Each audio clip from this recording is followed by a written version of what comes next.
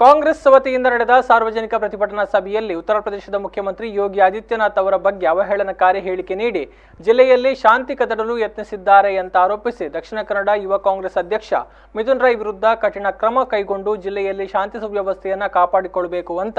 Surathkal police ಠಾಣೆಗೆ ದೂರು ನೀಡಲಾಗಿದೆ। ಈ ಸಂದರ್ಭದಲ್ಲಿ ಮಂಡಲ ಯುವ ಮೋರ್ಚಾ ಅಧ್ಯಕ್ಷರಾದ ಭರತರಾಜ್ ಕೃಷ್ಣಾಪುರ, ಯುವ ಮೋರ್ಚಾ ಪ್ರಧಾನ ಕಾರ್ಯದರ್ಶಿಗಳಾದ ಸಂಜಿತ್ ಶೆಟ್ಟಿ ಹಾಗೂ ಸಂದೇಶ್ ಜಿಕೆ, ಯುವ ಮೋರ್ಚಾ ಉಪಾಧ್ಯಕ್ಷ ತಿಲಕರಾಜ್, ಯುವ ಮೋರ್ಚಾ ಕೋಶಾಧಿಕಾರಿ ದಿವೇಶ್, ಕಾರ್ಯದರ್ಶಿ ಸಂಜಿತ್ ಸಾಲಿಯಾನ್ ಉಪಸ್ಥಿತರಿದ್ದರು। ದಕ್ಷಿಣ ಕನ್ನಡ ಜಿಲ್ಲೆಯ ಯೂತ್ ಕಾಂಗ್ರೆಸ್ನ ಅಧ್ಯಕ್ಷ ಮಿಥುನ್ ರೈ ಅವರ ಮೇಲೆ ನಾವು ಇಂದು ಸುರತ್ಕಲ್ ಠಾಣೆಯಲ್ಲಿ ಕೇಸ್ ದಾಖಲಿಸಿದ್ದೇವೆ। ಪವಿತ್ರವಾದಂಥ ಭಾರತ ದೇಶದಲ್ಲಿ ಹುಟ್ಟಿ ಭಾರತ ದೇಶದ ಮಣ್ಣನ್ನು ಒಂದು ಅಚಲವಾದಂಥ ಪರಂಪರೆ, ಯಾವ ಸಂಸ್ಕೃತಿ ಆಧಾರದ ಮೇಲೆ ನಾವು ನಿಂತಿರೋದು, ನಿಜವಾಗಿ ಕೂಡ ಕಾವಿ ಧರಿಸಿದ ಸ್ವಾಮೀಜಿಯವರನ್ನು ಪೂಜ್ಯ ಗೌರವದಿಂದ ನೋಡುವುದು ನಮ್ಮ ಭಾರತೀಯರ ಭಾರತೀಯರು ಆ ಪರಮೋಚ್ಚ ಗುರುಗಳನ್ನು ಪೂಜ್ಯ ರೀತಿಯಲ್ಲಿ ಭಾವಿಸ್ತೇವೆ। ಅಂಥವರ ಮೇಲೆ, ಅಂಥ ನಾಥಬಂಧದ ಪರಮೋಚ್ಚ ಗುರುಗಳ ಮೇಲೆ